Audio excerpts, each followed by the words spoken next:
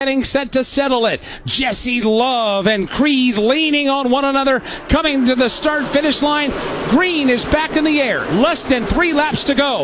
Love is going to get a fender out in front, but here comes Sheldon Creed trying to stay with the race leader stride for stride as they head to 1. Creed did not get a great start. He's going to fall back all the way into a side-by-side battle for third with Connor Zilich. At the front of the pack, it's Jesse Love. Taylor Gray rides in the second spot. And the top two are able to break away from all the side-by-side racing from third on back. It is Jesse Love, Taylor Gray, and now Sheldon Creed back up to the second spot. Momentum in the outside lane. Connor Zilich in third. Sheldon Creed surging forward, gets to the back bumper of Jesse Love, but now falls off as they go to turn 3. Love on the bottom of the racetrack. Sheldon Creed in lockstep formation right behind him. Sheldon Creed's going to drag the brake just a bit, try to get a run built. He'll go to the outside. That lap is going to be blocked high by Jesse Love as they come to the line. 2 laps to go. Love now goes to the bottom. He'll pull the wheel back to the right and go top spot. Jesse Love leads the way into the banking of turn number 1. He'll go to the bottom of the racetrack across the nose of Taylor Gray.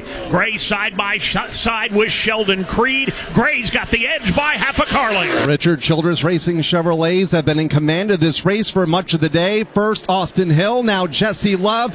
Can he hang on to the top spot for the last lap and a half? A car spun into the outside wall. Connor Zilich goes around and others become collected. Zilich, the first of about 5 cars collected, as 4 more go piling into the outside wall.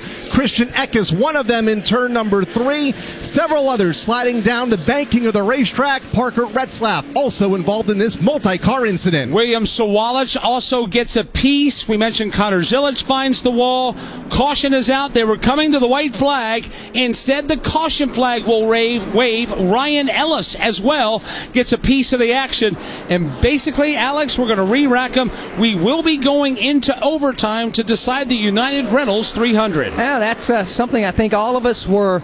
Sadly, we were expecting that because with the late caution and everybody bunched back up, everybody on each other's bumpers, the pushing and shoving began, and Kyle Rickey, it ended over there for some in a heaping mess. Connor Zilich, the first car to get involved in the incident, or the first car to spin to initiate the incident as they entered turn number 3, got hooked in the right rear, turned that car nearly head on into the outside wall, and there were several other cars in the second pack of traffic that had nowhere to go, including guys like Parker Retzlaff, who's come to a rest at the bottom of the racetrack. Also, Daniel Dye involved in the incident, it appears, over in turn number 3. He too climbs out of his car. A couple of others make that Williams Sawalich at the bottom of the racetrack over in turn number 3. He's climbing out of his car now. So a tough end of the day for at least 3 competitors here on the back straightaway.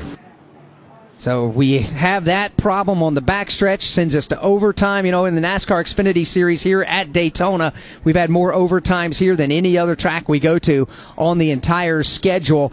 Everybody wants to win here at the World Center of Racing. That is certainly understandable, but boy, Mike, when you got bump drafting ongoing, yes, you're on a straight line on the Daytona Super Stretch, but the bumpers just simply don't line up absolutely perfectly, then you're going to turn somebody around. Yeah, that is unfortunately one of the byproducts of super speedway racing, and sadly, some rookies that we thought were going to do well here tonight and this afternoon have not. They've been collected in crashes. The good news for them, they get to re-rack and go again at Atlanta, Coda the weekend after that, Phoenix after that. So it wasn't how they wanted it to turn out at Daytona, but there are good times ahead for these young drivers. So we'll have to slow things down as they clean up the crash over there at the end of the Daytona Super Stretch, and at the apron of turn number 3, pit lane will open up another lap or 2 from now, and we'll be able to let people make pit stops that want to, and we'll go straight into overtime. We will re-rack them with Jesse Love still at the top of the leaderboard.